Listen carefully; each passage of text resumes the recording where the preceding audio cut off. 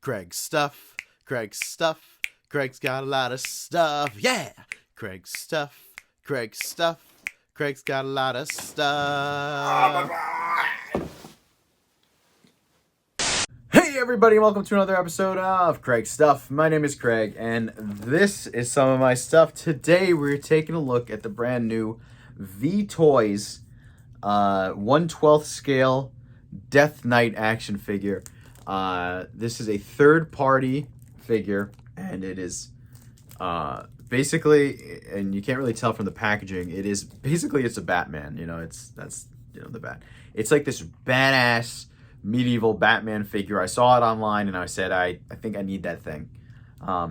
So I ordered it from a website called 5K Toys, and they sell a lot of actually like third-party products, very quick shipped, whatever, no problems with them, which is great. So I'm very excited about this figure, and I didn't know what to really expect. I don't really know too much what to expect. I've seen photos of it online and it looks really cool. Didn't know what the packaging looked like, but the packaging is really cool. It's in this, you can see this film, but you can see like the photo there underneath. Unfortunately, mine has a nice ding taken out of the front of the box, but I don't care. I'm opening it up anyway. It just says Death Knight on the sides, and VToys Studio on the top. But it's in all this plastic. I guess I could take the plastic off, but I think without further ado, let's pop this sucker open. Alrighty, so here is our Death Knight boy, but before we talk about him, we have to talk about all these accessories, and we get a whole lot of them. First off, we get these incredible weapons. These are obviously the first thing you're going to notice. These are absolutely gorgeous weapons. These look like straight out of like World of Warcraft or, I don't know, Final Fantasy or some crazy thing. Like, these are nuts. This is just gorgeous. I love like the lava flowing through this blade. It looks a lot like a Nightmare kind of from Soul Calibur, minus the eye, I guess. But this is cool, man. This is super cool. And you have this scythe, and this is also gorgeous. Again, with the different like lava flowing through with all the different colors in there. It is just beautiful. They just did such an amazing job, and to think this is third party is crazy. And then you got this last sword. It's a little bit obviously smaller than the other ones, but just as gorgeous. Lots of different colors, very clean. It's just absolutely beautiful sculpt. Incredible. Love this so much. I love like the fantasy kind of stuff. Then we get 6 additional hands here, so you got a few different options of hands. 8 in total because you're getting regular fists already on him. Then you get this lantern piece, which is really cool. That is very nice, this lantern. And then this piece is actually the top of the lantern. This just kind of hooks on like that, and you can have your Death Knight holding the lantern, which is really cool. Then you get 2 alternate heads. You get this head, which is probably my favorite head in the bunch. This is gorgeous, a lot of detail. Eyes look amazing, mouth. It's just really cool looking. He's just evil, and it's just crazy looking, and I love it so much. And then you get a skull. So you could use this skull if you want him to hold the skull, and it actually looks like you can port this head, just use it as a head too, which is just really cool. I like this a lot. Mouth doesn't open or anything. It is just sculpted on. But I love this because, like, if you don't really want him to be Batman, you can just pretty much just pop on this other head, and now he's not Batman anymore. Then last, he has this cape. This is a really cool looking cape. It's with a hood. This is actually supposed to be a hood, and it's you can see it actually has holes in the top because that's where, if he's Batman, the ears would plug right through those holes in the top. And of course, it has wires. So this is just, look how gorgeous the cape just looks.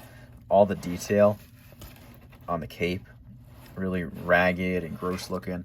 And then it has wires. Unfortunately, the wires only go through the outer edges. There's no wires on the inside of the cape, which is okay. But then there is also wires around the top portion here by the hood. Making a mess here with all this stuff here. But yeah, lots of accessories, lots of options. I can't wait to play with this guy. Now let's take a look at the figure.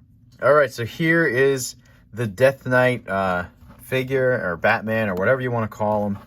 And he just is so gorgeous, man. God, it's just so crazy looking. I love this insane design.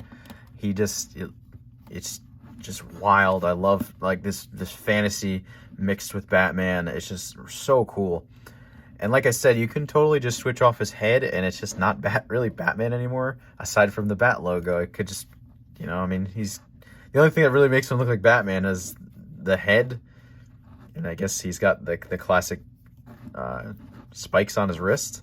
Paint is absolutely gorgeous. I think they did such a good job. There's just like a couple different colors of like this brown and blacks and grays just kind of throughout. Little dabs of red on the side here for like the eyes on his shoulder guards. The white on his eyes looks really, really clean. The gold on his belt I really like. Just really, really cool, man. It's just a cool looking figure. He just looks badass.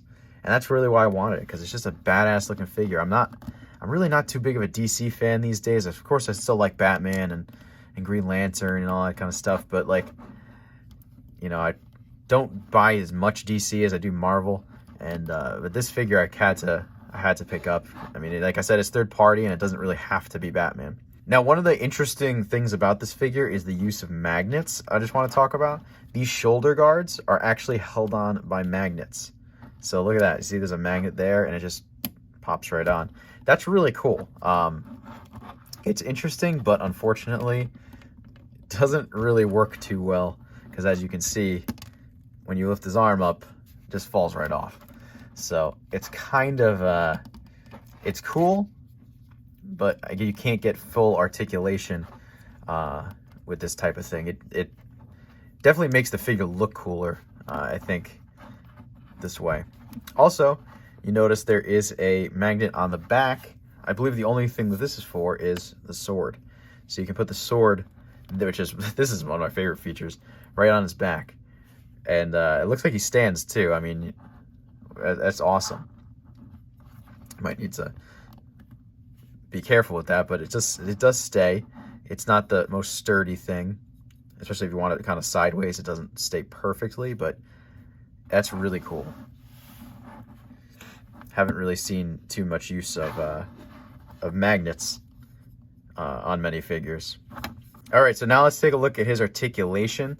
I did notice his joints are a bit tight, but they did not feel too delicate. We'll have to still be careful with him regardless. So his head does look up. It looks down a little bit. It tilts side to side, and of course it goes all the way around. Then, like I showed you before, the shoulders do go up to a little bit past 90 degrees, but unfortunately the shoulder armor does not really stay on when you go that high up. I guess the furthest you're really going to get with the shoulder armor staying on is maybe about that high, which isn't really too bad. I mean, it definitely stays on. Anything higher than that, yeah, that's about as high as you're going to get with the shoulder armor, but that's okay. And just for this, we're going to take this off. And then, of course, you can see he has the upper bicep swivel, which again is a little tight. Then he has nice double jointed elbows that go in pretty deep there. He has the ball joint on his wrist, so you can go any which way with his wrist, up, down, all the way around, in and out. Always like that kind of ball joint there. He has the little bit of butterfly, so you can get his arms to kind of move a little bit, like up and down and in and out. Although it doesn't really do too much, but it's always nice that it's there. Then he spins at the upper waist. He does go forward. He goes pretty far, actually. Look how forward he crunches just from the upper waist area. And he does go back a teeny bit. It does spin, and it does tilt side to side. Then when you add in the lower waist, which of course does also spin and goes back and goes forward, you get a really solid crunch with the with both pieces. And with the back, same thing. Really solid. Then his legs go forward really far. His legs go back, not too far, but they do go pretty straight back, which is pretty cool, instead of like kind of drifting to the side. He has a nice split, not so bad. He doesn't have an upper thigh cut necessarily, but he does spin at the upper thigh. Honestly, this is what McFarlane just needs to do. Like, there's no reason that McFarlane Toys shouldn't be able to get its leg to spin just this much. You know, it doesn't need to go all the way around, but just spin enough where you can really get him to stand better. And then he has double jointed knees, which go back really, really far. Almost kick himself in the butt. Then at the ankles, he goes forward, he goes back, and there is a tiny bit of ankle pivot, but really not much, because it's just on a ball joint down there. Now, I wanted to talk about this because I was having a little trouble figuring this out, but with the cape, to actually put this cape on, he actually has, if you see, you can see down there, right here, there are 2 little holes in his chest, which, by the way, I didn't even notice originally. And that's what these pieces here are for. So when you put the cape on, you can just plug these little things right into the holes, although they don't seem to want to go all the way down in there. They do go in. Although I'll be honest, it doesn't seem to sit too well. Maybe I'm doing it completely wrong, I don't know. But it's not the best, I guess, because this is supposed to sit lower, and the ears are kind of supposed to go through the top. But what I also noticed, if you wanted to do, you could just not put these in at all. You could just plug the ears through the top there, wrap this kind of around his shoulder, and if you want to, you could put the shoulder guards over the outside, and because of the magnets, they kind of just hold them on there. And that way, if you want to just have the hood up like that, you could do that, which is pretty cool. Or plug it in the normal way. You could have the hood down too. You could always you don't need to have the hood up at all. You got options with this figure. It's pretty cool. Alrighty, so the Death Knight stands about 6 7/8 inches tall, just to the top of his ear. Here he is next to the SH Figuarts Goku.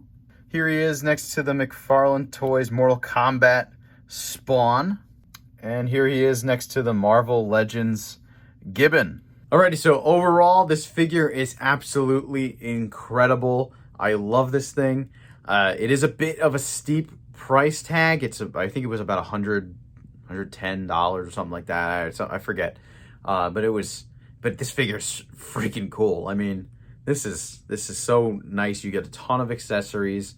It feels good in your hand. It is a cool looking figure, and potential contender, I would say, for figure of the year, which I don't even know, is that possible to give to a third party? Why not, right?